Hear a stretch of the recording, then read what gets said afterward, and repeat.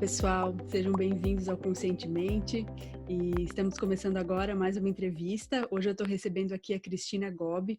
A Cristina tem uma bagagem muito grande, né, em cursos, em muitos trabalhos voltados ao desenvolvimento humano, usando tanto meditação quanto coaching e outras técnicas, né? Muitas técnicas que a Cristina já estudou no decorrer da vida. Então, Cristina, quero dizer que eu estou muito feliz de recebê-la aqui hoje e gostaria que você falasse um pouquinho sobre o seu trabalho, sua trajetória até aqui. Ok, para mim é um prazer muito grande estar aqui com você, Bruna. É tão bom a gente ter a oportunidade de falar sobre autoconhecimento, sobre caminhos para o bem, caminhos positivos, especialmente nesse período tão difícil, né, que a gente está passando. Sim. Em plena pandemia, né? Isso mesmo. Mas eu queria falar um pouquinho de um aspecto que nunca esteve no meu currículo e que é interessante, que eu acho que as coisas mais importantes da nossa vida nem sempre vão para o nosso currículo oficial, né? É verdade. Então, Bruna, eu tive uma trajetória profissional muito pouco convencional e eu destaco no meu currículo o ser mãe, né? A maternidade, eu acho que foi o grande divisor de águas na minha vida e foi o momento em que eu realmente, digamos assim, que eu bifurquei de área, né? Originalmente, eu sou engenheira e fiz depois especialização em mestrado na Universidade de Brasília, em áreas de urbanismo e tecnologia, né? Para as áreas de arquitetura e urbanismo. Depois fiz doutorado na Escola Politécnica da USP, foi uma trajetória maravilhosa. Tive, assim, sempre amei o estudo, a pesquisa, a docência, esses sempre foram as minhas maiores paixões.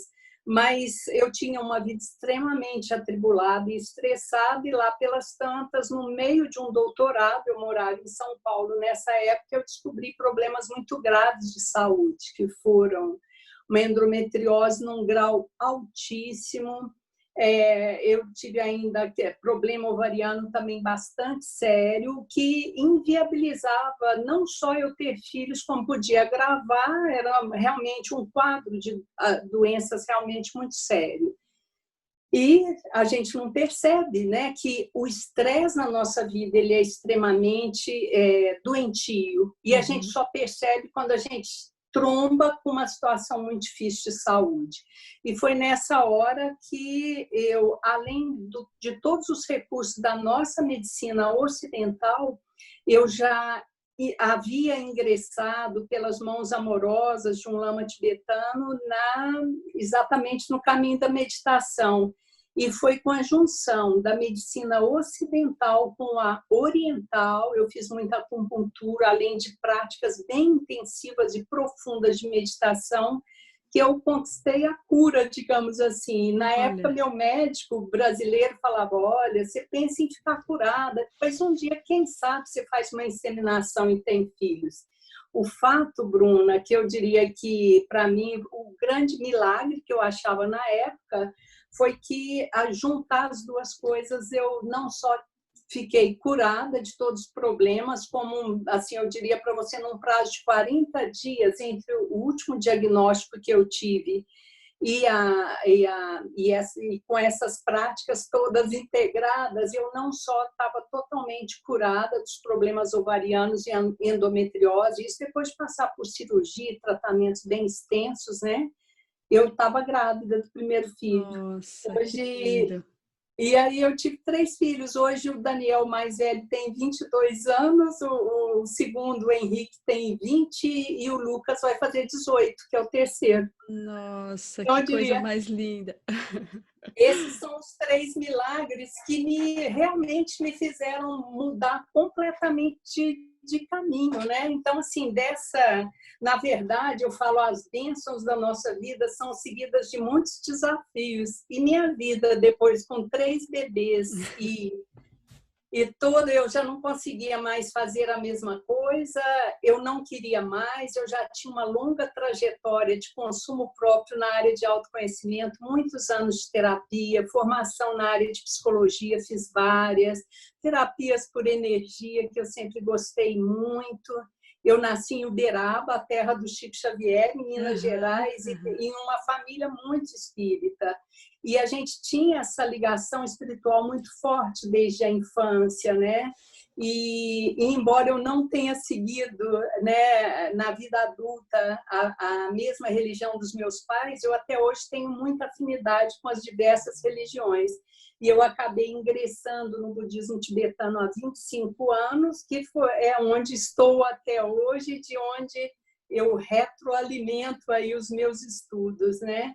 E, na verdade, depois dos filhos, eu mudei completamente de área, né? Eu acabei indo para essa área do desenvolvimento humano, das terapias por energia, do coaching, que eu gosto bastante também. Enfim, hoje estou aqui num mundo completamente diferente. Que lindo, Cristina. Te parabenizo muito assim por esse interesse em ter buscado, né, o além do óbvio, né? Tu já tinha ali um diagnóstico, mas tu quis ir além, tu quis não só, né? Muitas vezes existe, né, uma abordagem de tratar as doenças de olhar só os efeitos, né? Mas em olhar a causa, né? Em realmente ir a fundo, né? Então, te parabenizo muito e sei que o Oriente tem muito a agregar, né? Para a medicina convencional. Então, que o teu exemplo possa ser um exemplo para muitas outras pessoas que buscam a cura de diversas doenças. Te parabenizo muito e, com certeza, demandou muita coragem nessa época, né, Cristina? Sim, muita entrega. Muita entrega, você falou uma palavra certa, Bruna, porque eu lembro quando o médico de Taiwan que me atendeu, eu comecei esse tratamento oriental com ele lá em São Paulo, no bairro da Liberdade, era muito interessante. Ele disse para mim: Cristina, eu queria que você desse um voto de confiança para mim. Você tem coragem? Eu falei: qual é o voto de confiança? Ele disse: você para todo esse tratamento, você já fez cirurgia, agora você está tomando tanto medicamento que isso não vai reequilibrar o seu organismo. E se você quiser recuperar e um dia ter filhos, para um pouquinho esse tratamento e dá um voto de confiança. Aí o que eu pensei? Se em 90 dias eu não melhorasse com tratamento alopático tradicional, eu ia para uma cirurgia bem radical, Bruna, e eu nunca mais ia ter filho mesmo, ia esterectomia e tudo. Agora, aí eu pensei, bom, eu vou fazer assim, eu vou dar um voto de confiança, né? Porque, além disso, o próprio Dr. Liu, de Taiwan, falou para mim: procure o seu lama e peça para que ele te passe práticas de meditação específicas para o seu caso, e ele vai saber te orientar. E eu tenho assim, uma gratidão eterna ao Lama Passan Temba Sherpa, que hoje mora em Sonada. Ele é da linhagem Kagyu, do budismo tibetano. Foi ele que me orientou assim em tudo, e eu fazia práticas de 2 horas a 2 horas e meia por dia. E foi realmente um intensivão, mas eu tive essa coragem, essa entrega. Eu não recomendo para ninguém. A menos que você tenha um orientador extremamente competente e qualificado e você tenha uma disposição de realmente ser disciplinado e praticar para valer. Sim, sim. E, Cristina, hoje tu atua então com atendimentos ou cursos? Qual é a tua principal assim, linha de entrega do teu trabalho? Tudo, Bruna. Eu vou te falar, eu nunca parei de ser professora, então eu continuo dando aula intensamente. Esse ano está fazendo 12 anos que eu promovo várias turmas por ano do Grupo Harmonia e Equilíbrio.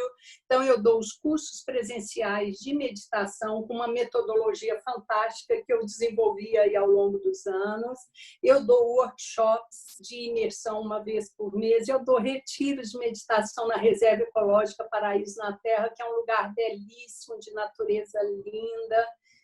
Então, eu tenho muitas atividades e faço os atendimentos individuais, né? Usando aí um pouco de integração de metodologia. Só uma coisa importante que eu esqueci de destacar, que eu acho que foi muito marcante também na minha vida, Bruna, foi o meu encontro com o professor Eduardo Tosta, que para mim é um médico, professor da medicina aqui da UNB, onde eu dei aula, porque na época em que eu me licenciei do meu departamento, ele estava iniciando um projeto de pesquisa na área de meditação para pacientes crônicos. Na época, o primeiro projeto, em 2008 ainda, era meditação para pacientes com câncer de mama. Olha. E ao ver esse projeto, eu estava licenciada do meu departamento, eu falei, eu vou lá ver. Bruna, não só fiz os cursos, como eu levei uma grande amiga que estava com câncer de mama na época, e ela está bem até hoje. Nossa. E ali nós desenvolvemos um trabalho por 8 anos. Isso aí foi das experiências mais amplas da minha vida profissional dos últimos 10 anos, porque eu passei a esse trabalho na área de meditação. A gente trabalhou com paciente de câncer de mama, fibromialgia, dor crônica, depressão, ansiedade. 8 anos de trabalho, de assistência. De lá nós derivamos esse trabalho com pacientes terminais do Hospital de Apoio de Brasília. Aí eu resolvi me fazer uma outra pós-graduação em tanatologia sobre morte, morrer, perdas e luto. Desenvolvi trabalho para o Hospital da Criança, Hospital de Apoio, nessa área de morte, morrer, em que também as tradições contemplativas orientais têm um grande acervo de ciência contemplativa para apoiar as perdas, a morte, o morrer. E essa é outra área que eu também dou cursos todo ano aqui em Brasília, em várias instituições, tanto para profissionais de saúde como para os voluntários da saúde aqui de Brasília também. Que incrível! Nossa, é uma bagagem e tanto, né? E com certeza, como tu falou, né? Muita coisa que a gente passa e as experiências da vida, elas não estão no currículo, né? Então, quanta coisa que a gente vai assimilando, aprendendo no decorrer da vida, nos nossos relacionamentos, e o quanto é lindo, né? Quando a gente está disposto a aprender, né? E também Sim. a ser um instrumento, né? De levar isso adiante. Então, te parabenizo muito, muito, muito. Obrigada. Cristina, eu gostaria que tu contasse para a gente, né, nessa trajetória toda, né, que é tão longa e tão bonita, né, até aqui, qual é, a teu ver, o passo fundamental para quem se interessa em realmente se olhar, se ver, né, olhar para dentro, se autoconhecer e sair do piloto automático? Existe, a teu ver, um passo fundamental? Sim, eu acredito que o passo fundamental, Bruna, seja o reconhecimento. É como aquela história do alcoólatra que ele fala, não, eu só bebo socialmente, eu bebo por prazer, mas quando, na verdade, ele bebe é porque ele precisa se manter alienado e exilado das dores e exilado de quem ele é mesmo. E eu acho que não existe trabalho mais gratificante e iluminador da nossa vida do que o autoconhecimento. O autoconhecimento é o remédio que a gente mais precisa, né? Nós somos seres aí, como diz o Teilhard de Chardin, que é uma frase que é muito colocada na internet, sem citar que o autor é o grande teólogo francês Teilhard de Chardin, que é que nós somos, a gente pensa que somos seres humanos que passamos por experiências espirituais, mas na verdade é bem o contrário. Nós somos espíritos por uma breve experiência aqui na Terra. Então, quando a gente se dá conta, né, de que a gente precisa vir aqui, eu não nasci para ser engenheiro, ou professora, ou médico, ou qualquer coisa. A gente nasce aqui para aprender a ser um ser humano melhor, aprender a amar, aprender a distribuir amor, ser mais compassivo e ajudar esse mundo, né? Que lindo, é isso mesmo. Eu acredito também que aqui é só uma das nossas passagens, né? Aqui a gente angaria aquilo que a gente está disposto a angariar, né? O conhecimento que a gente está disposto a assimilar. Mas como é bonito quando a gente já nessa vida consegue viver um pouquinho dessa missão, né, Cristina? E gostaria que tu falasse para a gente, então, se existe, a teu ver, um hábito que possa contribuir, né, para as pessoas que estão nessa jornada, né? Algo que seja positivo, que possa trazer benefícios, né, para quem está trilhando essa jornada de autoconhecimento, de, né, olhar para dentro, enfim. Existe, a teu ver, um hábito positivo? Existe, sim. Tem alguns, mas eu diria, eu destaco, Bruna, a persistência. A gente não pode desistir. É muito difícil quando a gente começa a encontrar as nossas sombras, nossas desvirtudes, nossas dificuldades. Nessa hora, né, às vezes você já entrou em um caminho, a hora que você se depara com aqueles aspectos seus que te assustam, você vai embora. E é justo o momento que a gente não pode desistir. Aí é hora de olhar, desenvolver um olhar de aceitação e amorosidade mesmo por esse lado nosso mais difícil, né? E persistir. Então, eu diria que a palavra-chave é persistência, persistência, disciplina, procurar sempre bons professores, boas escolas, assim, que te deem um apoio, né? Bons terapeutas, bons coaches que possam te apoiar na jornada, porque não é fácil. O fato da gente ingressar num caminho de autoconhecimento, um caminho de crescimento, não necessariamente significa que a gente vai conseguir seguir nele e chegar do outro lado do rio. Então, acho que a persistência e a disciplina, elas são fundamentais. Perfeito, Cristina, perfeito. E algo que um dia alguém trouxe aqui, né, no Conscientemente, é essa questão de quando a gente olha as sombras e vê o que precisa ser transformado, isso exige muita autorresponsabilidade, né? Mas quando ela trouxe isso, ela falou essa entrevistada, o quanto a autorresponsabilidade deve caminhar junto do auto-amor, né? Então, o quanto esse acolhimento é necessário, né? Para que a gente consiga atravessar esses momentos que são tortuosos, né? Que são muito, muito difíceis mesmo. Sim, sim. E, Cristina, então, paralelo, né, a isso, então, se existisse, a teu ver, um hábito que fosse negativo, algo que está impedindo, né, as pessoas de fazerem essa jornada, qual seria esse hábito? Bruna, eu vou citar, ele é um hábito bem de ocidental, e eu deixo até aqui uma referência de um grande mestre tibetano, que, na minha opinião, foi a pessoa que introduziu, digamos, a meditação como um aspecto psicológico no Ocidente. Normalmente, os budistas não gostam de falar que existe uma psicologia budista, mas Chogyam Trungpa Rinpoche, que foi um grande lama tibetano, que ele foi, digamos, da primeira leva daqueles lamas que depois que a China invadiu o Tibete, milhares de pessoas, né, monges, monastérios foram destruídos, muitos monges, lamas foram mortos, enfim. Ali foi uma tragédia humana similar à Segunda Guerra com os judeus. Mas o Chogyam Trungpa, ele trouxe muito, ele traduziu muito bem esse aspecto, que eu acho que, para mim, sempre foi muito chave. Quando você me pergunta de um hábito negativo que é ruim, eu diria, para nós ocidentais, tem o que o Chogyam Trungpa chama de materialismo espiritual. E eu acho que a gente é impregnado disso. O que é isso? Aqui no Ocidente, a gente tem muito a seguinte mania: eu entro em um caminho, eu gostei disso aqui, não gostei daquilo ali, a gente é muito crítico, mas a gente faz uma crítica superficial. Aí você descarta esse caminho e você vai para o próximo. Olha, eu lembro aí nesses últimos 20 anos, o que eu assisti da eclosão dessas terapias por energia, terapia espiritual, muita coisa surgiu, passou por mim nesses anos, vou só citar alguns dos nomes aqui, né?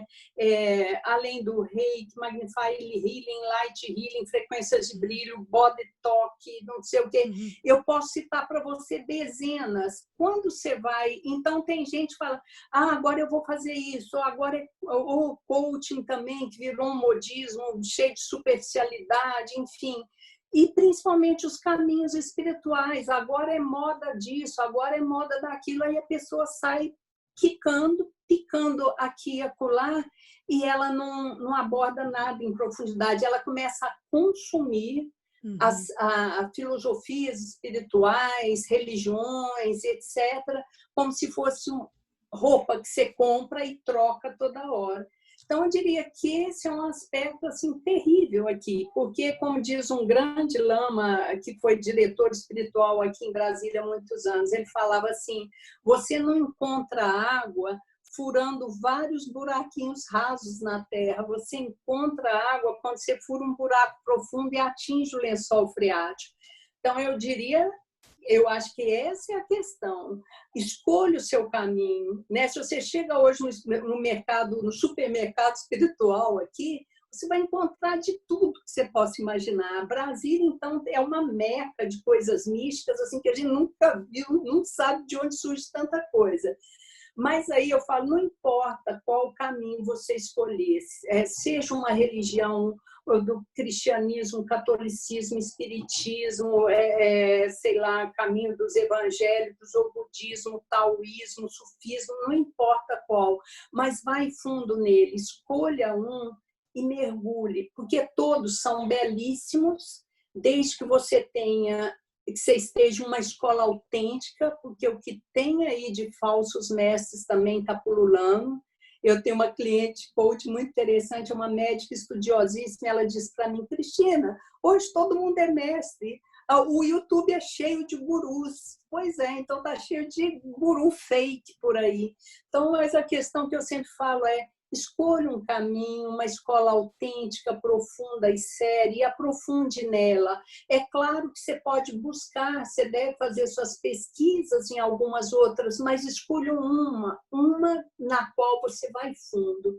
Aí você consegue. Do contrário, você vira uma superficialidade que você não chega em lugar nenhum. Ter um objetivo claro, assim, né? Onde eu quero chegar e a partir dali tanto consumir conteúdos quanto pesquisar, estudar e se aprofundar em algo e ter assim pílulas que podem vir de várias fontes, né? Mas ter um objetivo central, assim. Mas eu acho que mais do que um objetivo central, Bruna, é você ter um referencial mesmo. Vou te dar um exemplo. Se você, como diz meu filho aqui mais velho, mãe, se eu for fazer o meu doutorado, eu não vou para a Uniesquina, eu vou procurar Harvard, eu vou para o MIT, ele faz engenharia de redes aqui, enfim. Eu vou para o melhor lugar do mundo. Então, um pouco é isso que eu chamo a atenção. Se você for buscar um tema, um assunto, hoje, qualquer um, olha, a gente tem acesso hoje, Bruno, que é maravilhoso, a grandes universidades do mundo, com cursos gratuitos na internet, você tem acesso. Então, se você tem grandes referências das boas religiões e boas igrejas. Então, é buscar essas, eu diria até instituições mesmo, locais, mas que sejam sérios, eu digo assim, porque não basta a gente ter um objetivo, eu posso ter um objetivo assim muito altruísta, maravilhoso, uma vontade imensa, mas se eu não encontrar os mestres certos, eu vou para o caminho errado, eu não chego em lugar nenhum, não é? Eu estou falando isso também, desculpa, é porque tem um elemento que eu acho interessantíssimo nas tradições contemplativas orientais, que não existe, por exemplo, meditação sem mestre. Hoje eu estava comentando isso na minha live, porque aqui hoje você tem dezenas, tem pessoas que começaram a meditar o ano passado e já estão pegando seu certificado de instrutor mindfulness, né? Então, para um oriental, isso é a coisa mais absurda que tem, né? Então, enfim, eu quero dizer assim, então, assim, você tem que ter um guia, uma coisa bem séria e certa para te ajudar, porque é muito fácil a dispersão e não chegar lá.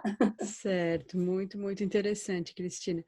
E gostaria que tu compartilhasse conosco qual foi o melhor conselho, né, que você já recebeu na sua vida, assim, aquele conselho que foi um verdadeiro divisor de águas ou que fez, né, virar uma chave muito importante na sua vida. Existiu em algum momento algum conselho assim? Sim, eu tive um conselho muito forte, tão marcante, que é vivo até hoje.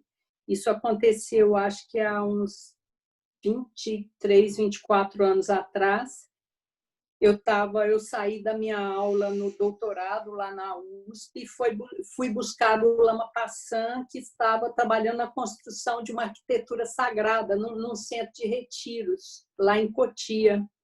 E quando eu cheguei de volta, eu busquei o Lama para a gente pegar o avião para vir para Brasília.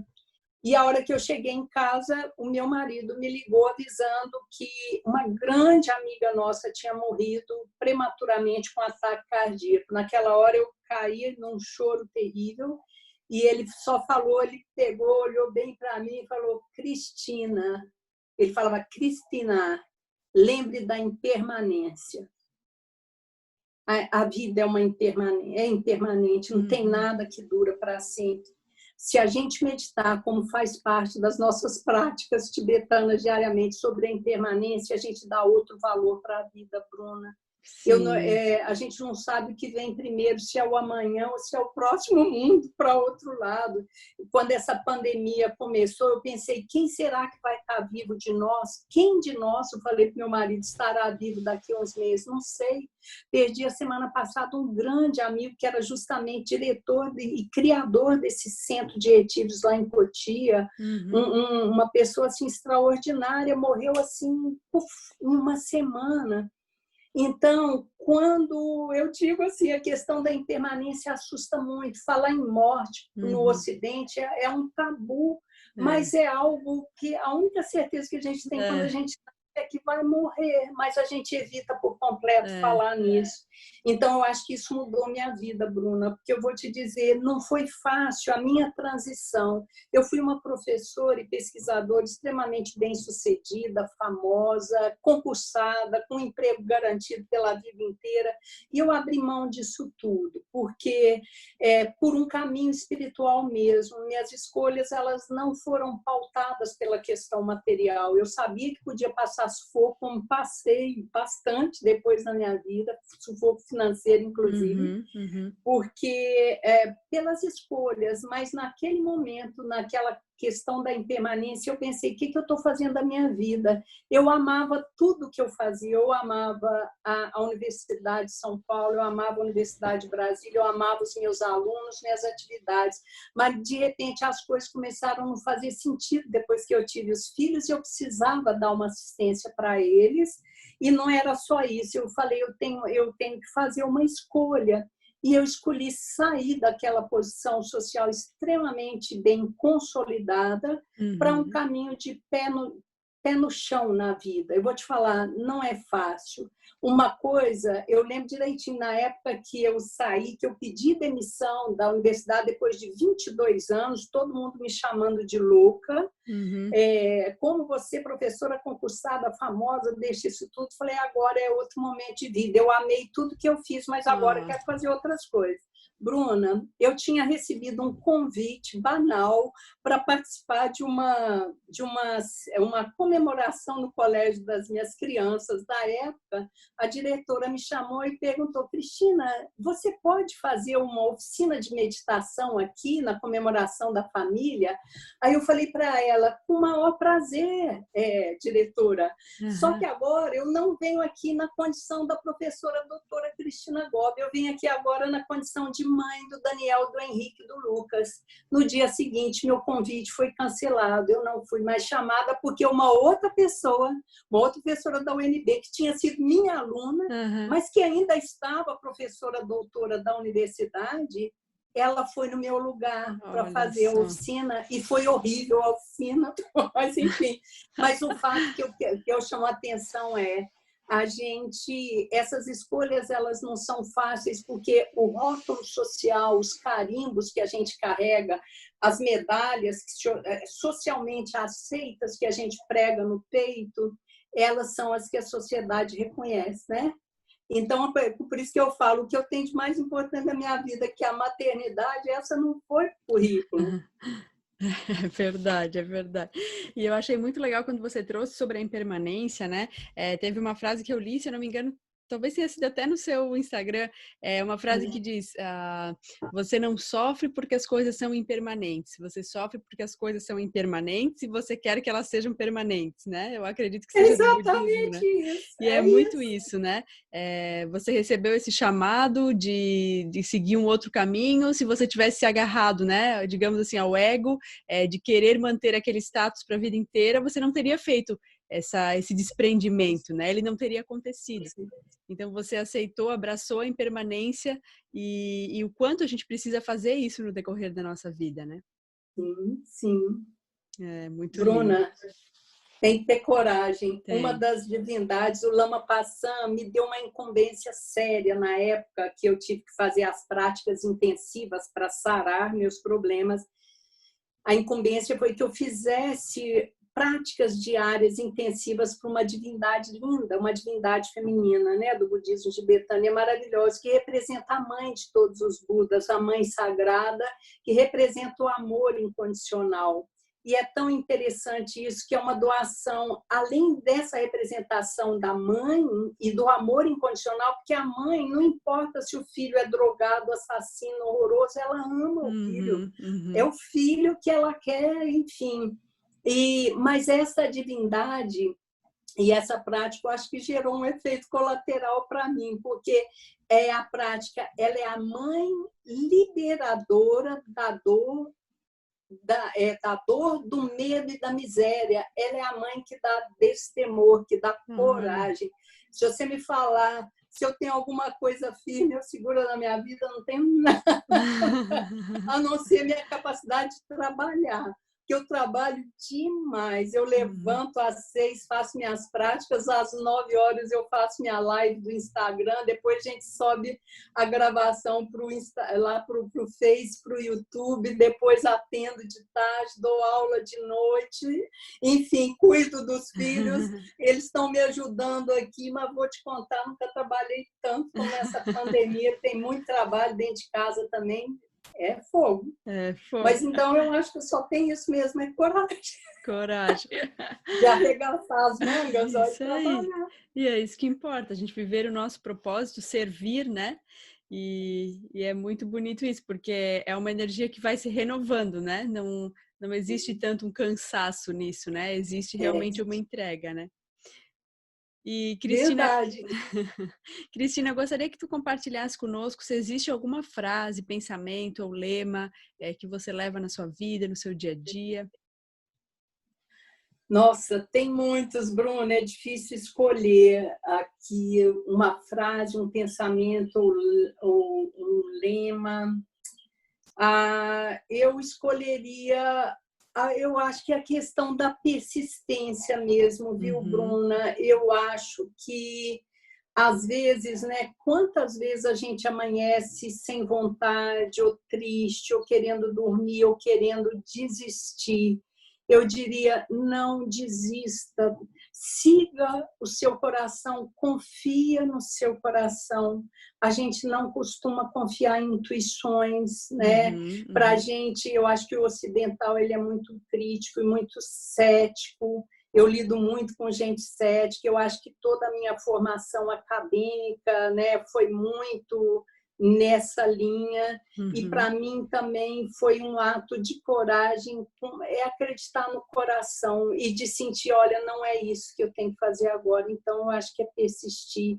Um ponto que eu queria contar para você também, que eu acho que é muito chave, essa questão de confiar, que eu lembro na época que eu estava com bebês pequenos, dando aula, escrevendo tese de doutorado, eu estava enlouquecida, voltei para a terapia, minha terapeuta me mandou ir no psiquiatra para eu tomar ansiolítico, aí eu tentei tomar ansiolítico e aí comecei a ter muito efeito colateral, aí falei para ele, não, ó, vou lá para o Lama Sonan, que é o nosso lama aqui até hoje, vou fazer prática com ele e vou largar esse remédio de novo. Eu larguei o remédio, fui fazer, mas ia lá, 5h30 da manhã, eu estava com o Lama Sonan aqui em Brasília, fazendo essas práticas, né? Enfim.